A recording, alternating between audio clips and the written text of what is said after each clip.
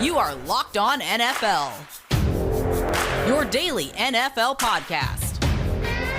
Part of the Locked On Podcast Network, your team every day.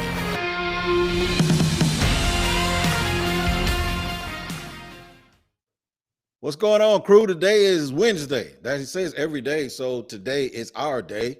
Our meaning me, Tony Wiggins, him, James Rapien, my partner in crime. What's going on, baby?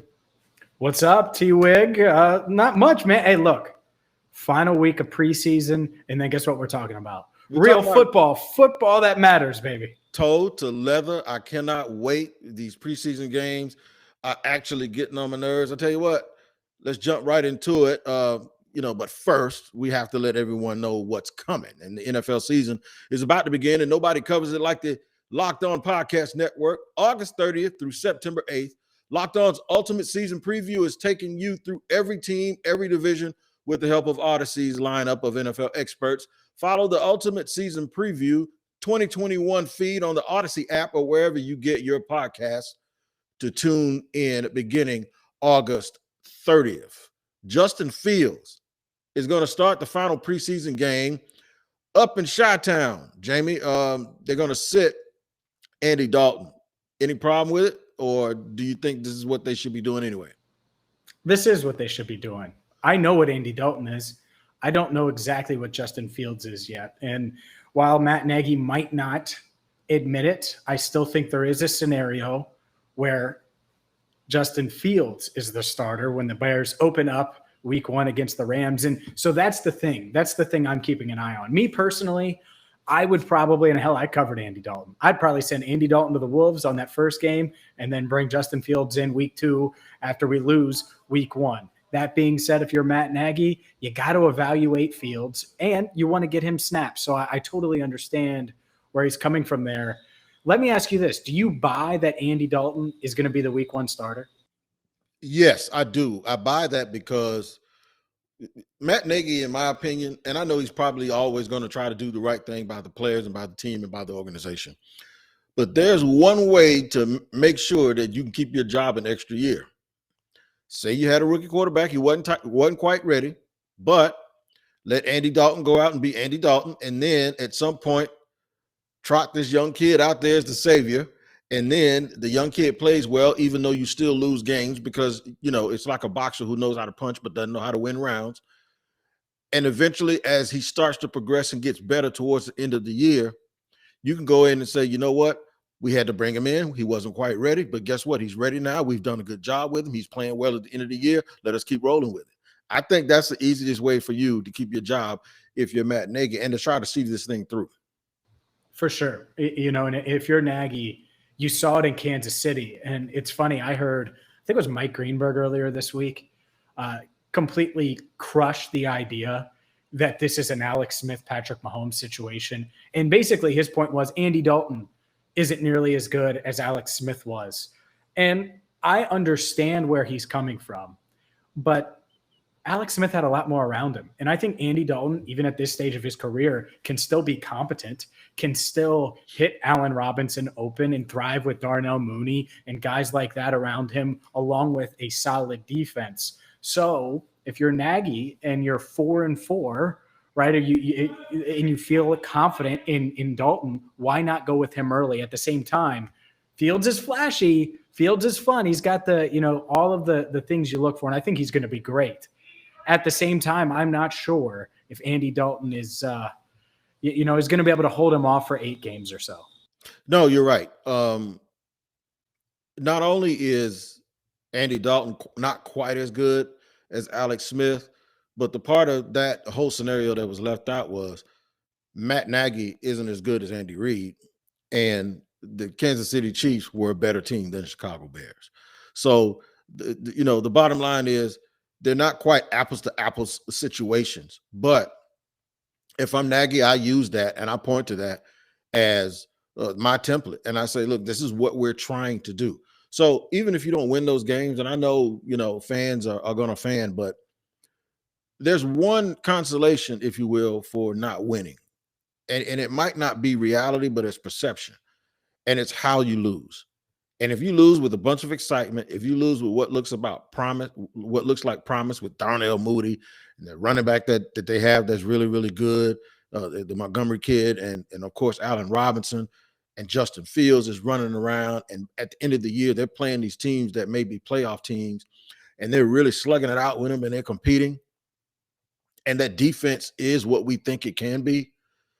Then this thing starts to look a little bit different. They start to maybe look sort of the way the Carolina Panthers did under Cam Newton early, when they had the great defense and they had a few weapons here with Steve Smith, along with the running back with the pink Williams. And when they had those guys, yeah, D'Angelo Williams. That's right. When they had that, and then you had Olsen, and it was just like, well, wait a minute, these guys, they might be on to something here. I think that's what, Matt Nagy can hold on to and say, look, this is where we want to be. By the middle of the year, we want to start competing.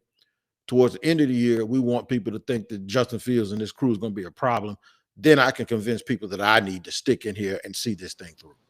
For sure. And the other part of this, again, is Nagy.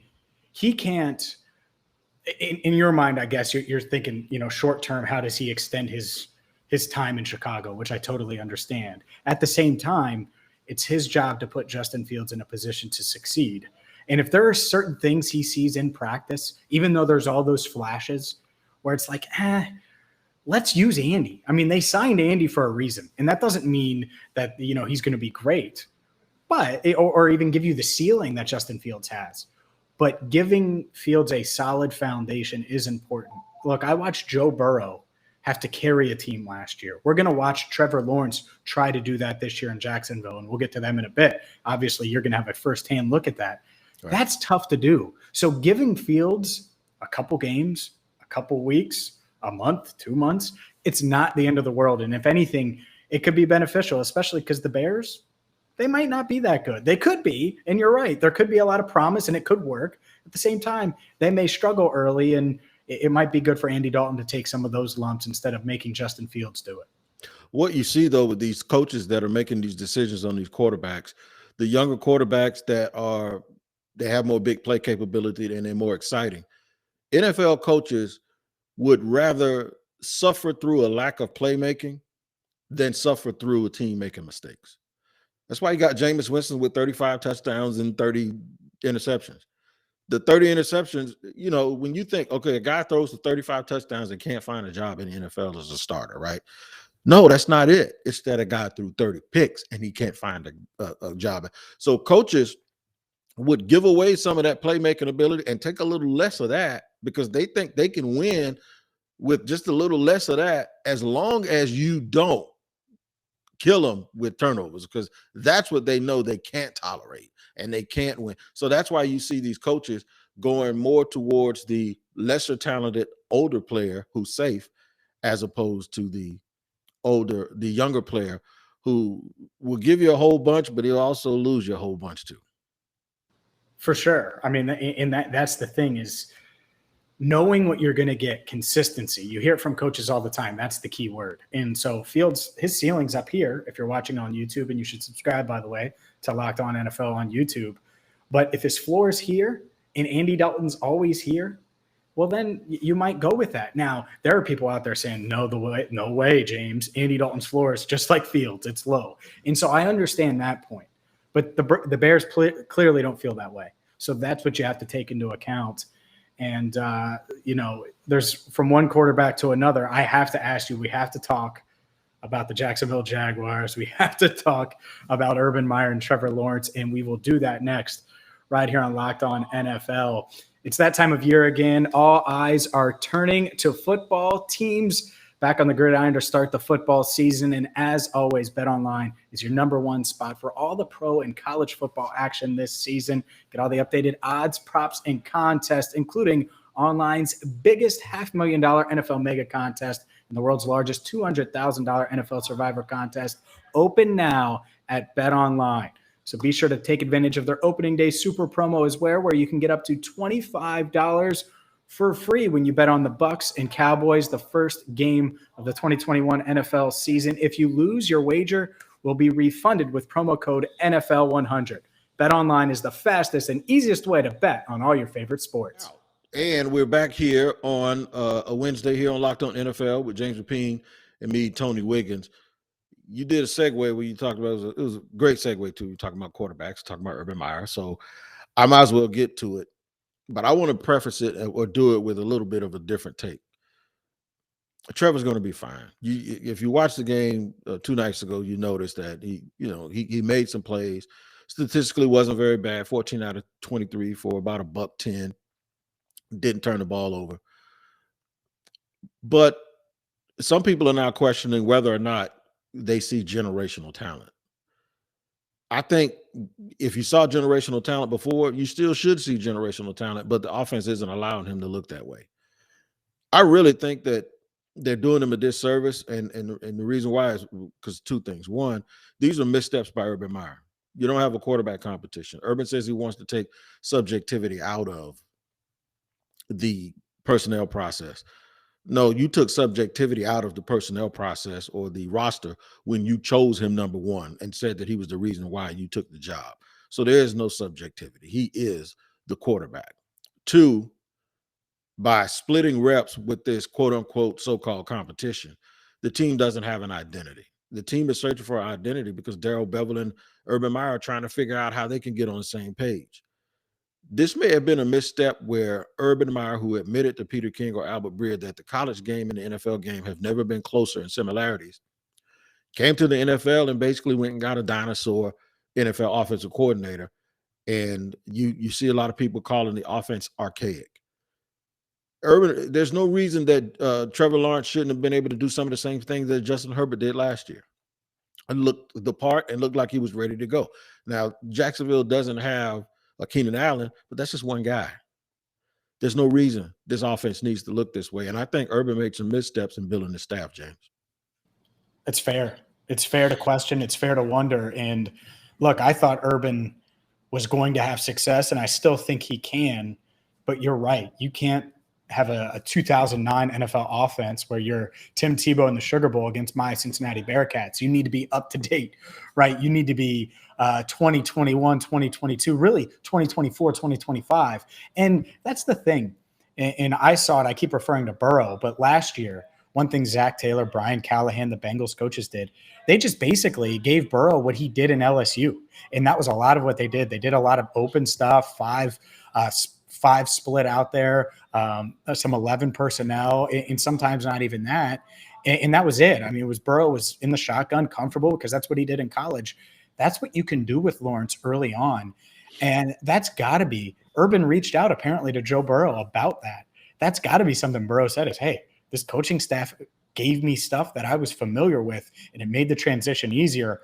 Hopefully we see them do the same thing with Trevor Lawrence, but obviously some people that cover the team and have watched the Jaguars have questioned it. Yeah, they have. And they did it last year to other people. Joe Brady, I'll mention him in just a few minutes, but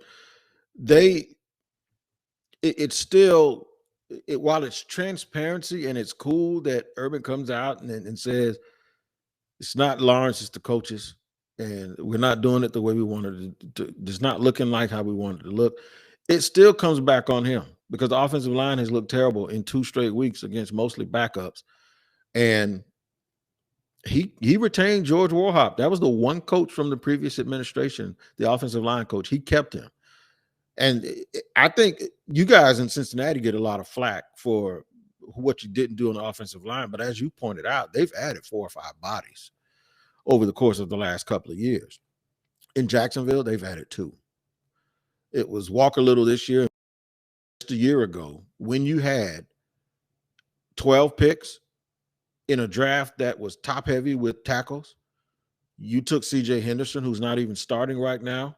And I know this, people are going, well, it wasn't Urban, it was Dave Caldwell. Well, Trent Baalke was here, and he's still here, and he's the GM, and he liked him too. Mekhi Becton was 2 picks later, and Tristan Wirfs was 1 pick after that. And you use 1 pick last year and 1 pick this year, when a year where Matt Nagy at the Senior Bowl says that there were double-digit guys at the Senior Bowl who would play for 10 years in the NFL and start. So you guys draft 2 guys in 20 years. I mean, in 2 years, in offensive line heavy draft years. Now watch this. You want to know how many draft picks they used on defensive backs? 6. And you want to know how many guys they signed in free agency? 3 this year and 1 last year. So that's 10 priority resources on DBs and only 2 priority resources on offensive line in 2 years. And now you wonder why that kid looks like he's running for his life. It's almost as bad as that video you sent me last year. And I said that Burrow was running, it was like a deer running from a pack of hyenas. And I still laugh at that video. But Trevor is going through the same thing in these games. And he's a downfield thrower, and he just doesn't have time right now. And I think Urban made some massive missteps in what type of system he's going to run and how much he invested in the offensive line, or how much he didn't invest in the offensive line. And it might set this franchise back a whole year. Yeah, that's the thing, is that's what I saw, right? I saw that. You literally set yourself back a year. The Bengals might do it a second year, depending on how the offensive line comes together, although they haven't allowed a sack in 2 preseason games. We'll see if that's fool's gold or not. But yeah, to me, and let me ask you this, is this just an overcorrection? You trade Jalen Ramsey, the best cornerback in the league, and so you draft 6 corners, 6 defensive backs, essentially, or add them to try to make up for that loss? Well, it's a combination of overcorrection. They did try to replace the athleticism at that position with CJ, and CJ is phenomenally athletic. You just have to try to motivate him and get him on the same page with everyone else. But I think it was more or less too with Joe Cullen coming here wanting to do what they did in Baltimore to get a lot of athletic profile guys on the back end. Baltimore plays 6 DBs sometimes. But the bottom line is they're going to try to do it by committee as opposed to having that alpha corner, because once Jalen left, everybody said, this is all you heard around here. Well, you don't need your best player to be a corner anyway. You can just fill the position up with a bunch of people. It's easy to say that. So my question is, if that's the case, then why did you pick him at number 5 just 3 years before that then? You know what I'm saying? Yeah, and absolutely. If you want to play the way they want to play, you're going to be a man-to-man. Jameis caught him last year in 2 days ago in 0 coverage, and threw a bomb to Marquez, Callaway, and touchdown. They were toast. So, everybody thinks that they can do without an alpha cornerback until you don't have one. And For we'll sure. see. I get that. And that's the thing is not only now are they searching for that, but the offensive line part of it. And they finally have this quarterback that they feel like they can build around. And unfortunately, it doesn't seem like they're going to be able to keep him upright. Walker Little's a guy you said stood out. Has he not been faring as well over the past couple of weeks? You can tell he's missed some time. He hasn't played competitive football in 2 years.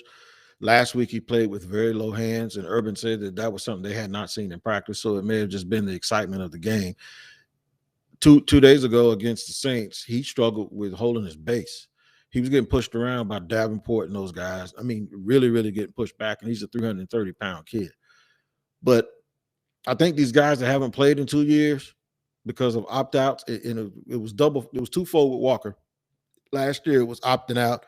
The year before, it was because of a knee injury. We're now seeing that these dudes, and we'll talk about this in segment 3, we're seeing the guys that sat out for whatever reason. They tend to be struggling right now because they've been away from football. And we talked about that with Tebow being away for 8 years. Well, these young guys that have been away from football for 2 years, now they're trying to make the adjustment to the next level. And, we're going to talk about it. It's been a little bit of struggle for some people. Built Bar is the #1 protein bar on the planet. We talk about it all the time here on Locked On NFL. I love Built Bars. I have one each and every day. All of their flavors, their 9 delicious flavors, covered in 100% chocolate. Plus, it's the macros. It's not just the great taste. High in protein, low in sugar, low in carbs. Perfect for you. So check them out right now at BuiltBar.com.